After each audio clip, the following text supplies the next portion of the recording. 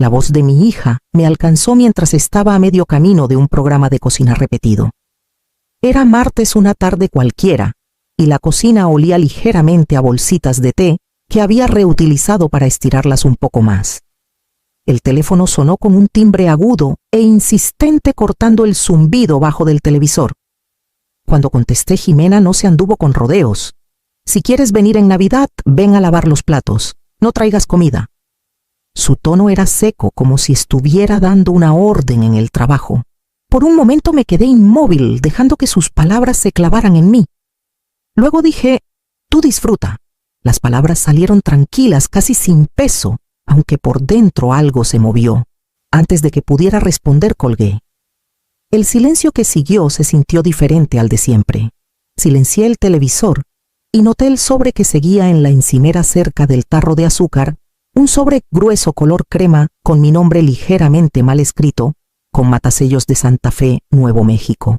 Había pensado en tirarlo con los folletos, asumiendo que era un error o alguna solicitud más, pero por alguna razón no lo hice. Dejé el teléfono junto al sobre, mis manos temblando más de lo que quería admitir. De repente, mi departamento parecía más pequeño, el papel tapiz más desvaído, el aire más pesado.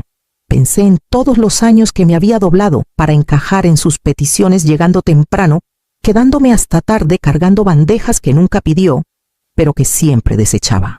Tomé el sobre sintiendo su peso. Algo en su grosor me hizo dudar.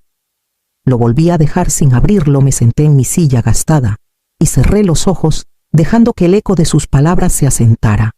El teléfono no volvió a sonar. El sobre esperaba. El sobre había esperado lo suficiente. Deslicé un cuchillo bajo la solapa y saqué un montón de papeles más pesado de lo que esperaba. El membrete decía Sandoval y Vargas Abogados, Santa Fe, Nuevo México. Contuve el aliento. Las palabras se veían borrosas al principio, pero poco a poco cobraron sentido. Elena Vargas. Mi amiga más cercana del programa de verano al que asistimos en Santa Clara en 1977, había fallecido en octubre.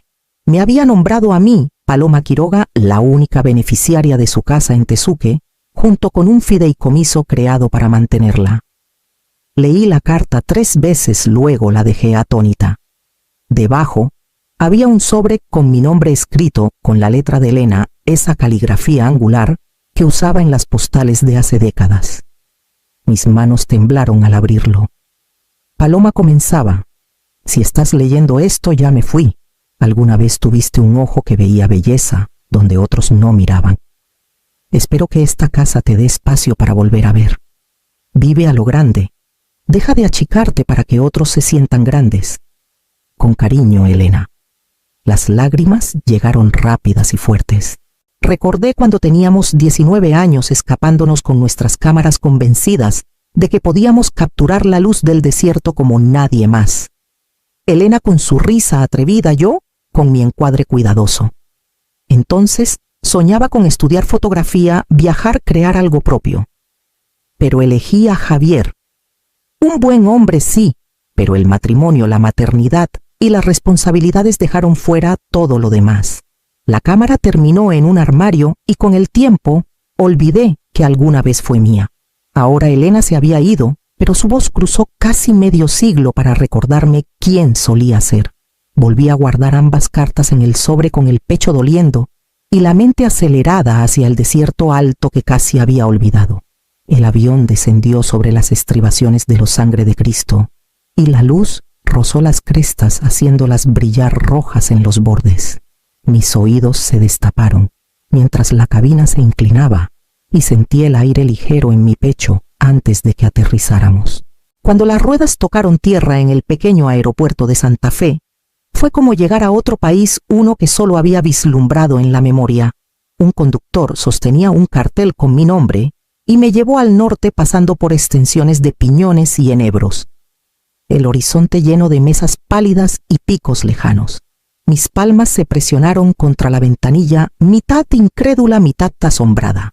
Cuando giramos hacia Tezuque, vi las paredes de adobe alzándose tras las rejas de hierro forjado. El aire olía ligeramente a humo de leña. Marisol Torres Me recibió en el patio con manos cálidas y firmes. Había cuidado la casa durante años, dijo, y hablaba de Elena con un respeto tranquilo. Su presencia me estabilizó mientras me guiaba al interior. La casa era fresca y silenciosa, con paredes gruesas y techos cruzados por vigas oscuras. Por las ventanas traseras, vi la acequia serpenteando por un jardín donde las enredaderas se enroscaban alrededor de piedras antiguas. En el estudio Marisol me dio una caja pequeña que Elena había dejado para mí.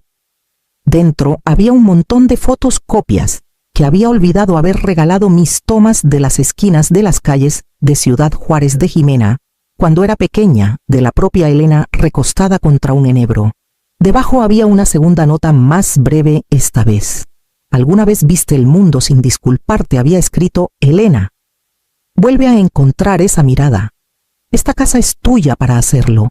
Presioné las fotos contra mi pecho, respirando el polvo de un pasado que creía haber entregado. A la mañana siguiente, salí con las indicaciones de Marisol dobladas en el bolsillo de mi abrigo. La plaza estaba viva con la luz invernal clara y fina en el aire alto. Los vendedores alineaban el portal del Palacio de los Gobernadores, sus mantas cubiertas de joyería turquesa que atrapaba cada destello de luz. Caminé despacio, dejando que el ritmo de la plaza se filtrara en mí hasta que llegué a la calle del Cañón. Las galerías se desbordaban de casas de adobe antiguas, cada puerta prometiendo un mundo de color y textura. En una tienda que olía ligeramente a cedro, compré rollos de película y una tarjeta de memoria para la cámara sin espejo que Elena me había dejado. Mis dedos torpes al principio, oxidados por años de desuso, pero el peso de la cámara en mis manos me estabilizó. La levanté en la plaza y encuadré las torres de piedra de la catedral contra un cielo brillante, el ángulo capturando sombras justo como recordaba haber aprendido hace tantas décadas.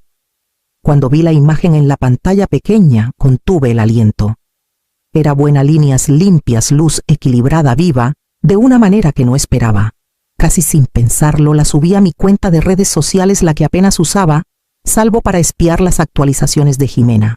No escribí nada, solo dejé que la foto hablara. En una hora comenzaron a llegar comentarios.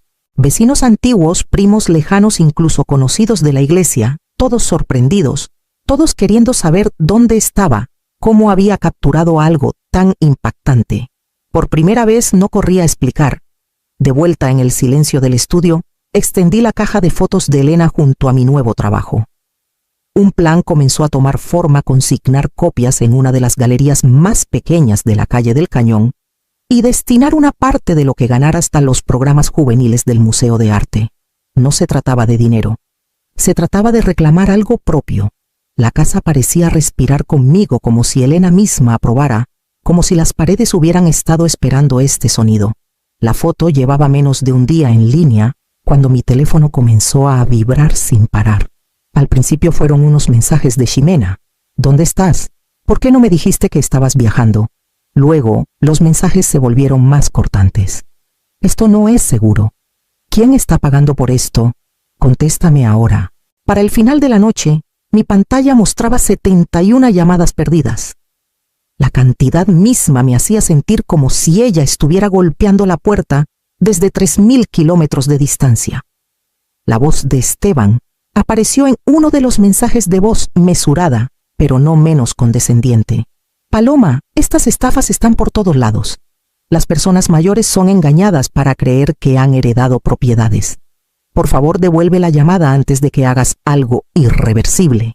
Sus palabras llevaban la calma pulida de alguien que pensaba que estaba siendo razonable mientras minaba mi cordura.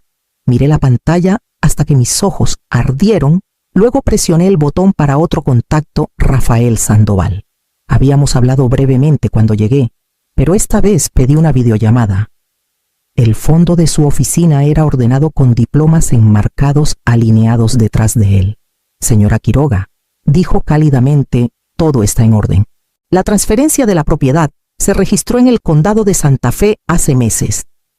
El fideicomiso fue establecido por la señora Vargas hace casi una década. Usted es la beneficiaria legal y única. Me explicó los documentos de nuevo, señalando firmas, notarizaciones, todos los detalles que no dejaban lugar a dudas. Cuando terminamos la llamada, me sentí más firme, anclada por hechos en lugar de la tormenta de acusaciones en mi bandeja de entrada. Desplacé una vez más los mensajes sin respuesta de Jimena y escribí una sola respuesta. Estoy a salvo. Esta casa es mía. Vuelve a cuestionar mi cordura y me alejo. La burbuja de escritura apareció casi al instante, luego desapareció. Por primera vez en años no había explicado, no había suplicado, no había intentado calmar su temperamento. Cerré el teléfono y lo puse boca abajo en el escritorio de Elena, escuchando el silencio de las paredes de adobe a mi alrededor. Esa noche el sueño llegó fácilmente, el silencio de Tezuke, abrazándome como si siempre hubiera estado esperándome. La nieve caía ligera y constante en la mañana de Navidad, cubriendo las paredes del jardín en silencio. Marisol llegó con una olla de pozole, el vapor subiendo fragante con maíz y chile verde. Comimos juntas junto al fuego, dos mujeres que habían perdido mucho y ganado algo inesperado en la compañía de la otra. No había prisa ni charlas cargadas de obligación, solo calor. Más tarde caminé por la calle del Cañón con 3 copias cuidadosamente guardadas bajo el brazo. Una galería que había visitado antes en la semana aceptó revisarlas. La dueña estudió las fotos sin hablar, luego asintió una vez. Las pondremos en consignación, dijo, ya despejando espacio en una pared pequeña. Mi corazón latía con una alegría nerviosa que no sentía desde que era lo suficientemente joven para creer que tenía un futuro por construir. De vuelta en la casa, mi teléfono vibró de nuevo. Un mensaje de Jimena brilló en la pantalla. Explícate o no vuelvas. Lo leí 2 veces, luego escribí lentamente con intención. Invitación, no obligación. Por primera vez no dudé de mis palabras. Las envié y dejé el teléfono a un lado, el fuego crepitando firme en la chimenea. Miré las llamas danzar hasta que la habitación se volvió borrosa, y me di cuenta de que las lágrimas corrían por mis mejillas no por tristeza, sino por el extraño alivio de permitirme pertenecerme a mí misma. En el silencio de esa noche festiva, pensé en Elena, en su fe, en que podía volver al espacio que alguna vez tuve. Al día siguiente, justo cuando la nieve comenzaba a derretirse de las paredes del jardín, un golpe sonó en la reja. Capítulo 8. El golpe en Tezuke. El golpe resonó en la reja del patio justo después del mediodía fuerte contra el silencio de la nieve que se derretía. Cuando la abrí, allí estaba Jimena envuelta en un abrigo beige, su cabello recogido como si saliera de una revista.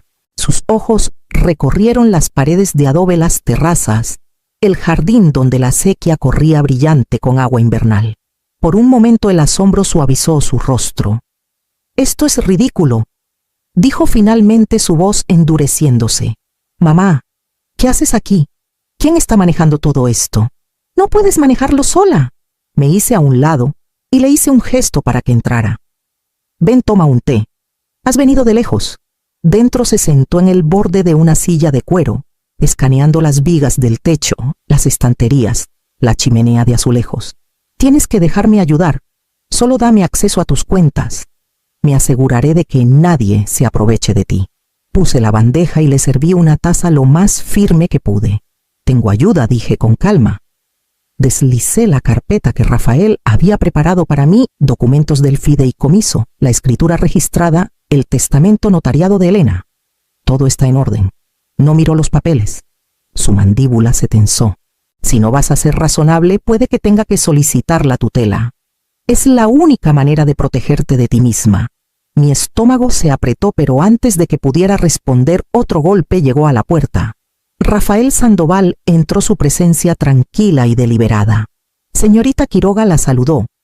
Su madre no solo es competente, sino que tenemos una evaluación de su capacidad archivada desde que la señora Vargas estableció este fideicomiso hace 10 años. Cualquier solicitud de tutela presentada en Chihuahua sería desestimada por falta de jurisdicción, y una reclamación frívola podría exponerla a sanciones. El color subió a las mejillas de Jimena. Juntó las manos, los bordes de su confianza desvaneciéndose. «Solo no quiero quedar fuera», susurró. «No sabes cómo es ver a tus propios hijos preguntar por qué la casa de la abuela no es nuestra para visitar. Me incliné hacia adelante, mi voz baja pero firme. No estás fuera. Pero esta casa, esta vida me pertenece. Si quieres venir es por invitación y con respeto. Sus ojos vacilaron atrapados entre el orgullo y el anhelo. Miró a otro lado, tomando el té que casi había olvidado tocar. Por primera vez en años, el silencio entre nosotras fue mío para sostener, no suyo para controlar. Esa noche después de que se fue, caminé por el patio sola, la nieve brillando débilmente bajo la luz de la luna, preguntándome qué haría después. A la mañana siguiente, a la visita de Ximena, caminé junto a la sequía madre, el arroyo angosto brillando con escarcha. El aire era cortante en mis pulmones y cada paso crujía contra la tierra helada. Recordé caminar con Elena hace décadas, ambas de 19 años, jurando que nunca nos disculparíamos por querer más.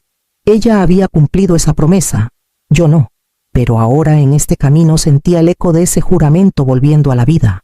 Cuando regresé a la casa, Ximena estaba esperando en el patio. No se había ido de Santa Fe después de todo. Su maleta estaba apoyada contra la pared, como si estuviera probando cuánto tiempo me tomaría ceder. Lo he pensado, comenzó su tono mesurado. Si insistes en quedarte aquí, al menos déjame supervisar el fideicomiso. Solo una pequeña salvaguarda, acceso conjunto a tus cuentas. Me aseguraré de que nada se escape. Negué con la cabeza. No. Me tienes a mí, no mis contraseñas. Sus ojos brillaron. Estás siendo imprudente. ¿Sabes cómo se ve esto? Todos piensan que has perdido la cabeza. No soy imprudente, Ximena. Estoy viviendo. Eso es diferente. Dio un paso más cerca, bajando la voz. ¿Entonces ahora eres mejor que nosotros? ¿Mejor que yo? Me estabilicé negándome a encogerme. No. Finalmente estoy siendo mejor conmigo misma. Metí la mano en el bolsillo de mi abrigo y le di una invitación impresa a la tinta, aún oliendo ligeramente a la impresora. Abril en Santa Fe. Una cena de primavera aquí, mi lista de invitados, mis reglas. Si quieres venir, vienes como mi hija, no como mi supervisora. Tomó la tarjeta mirando las letras grabadas. Sus manos temblaron ligeramente, aunque su mandíbula permaneció firme. Por una vez, no tuvo una respuesta inmediata. Guardó la invitación en su bolso y se volvió hacia la reja. Solté un suspiro que no sabía que estaba conteniendo.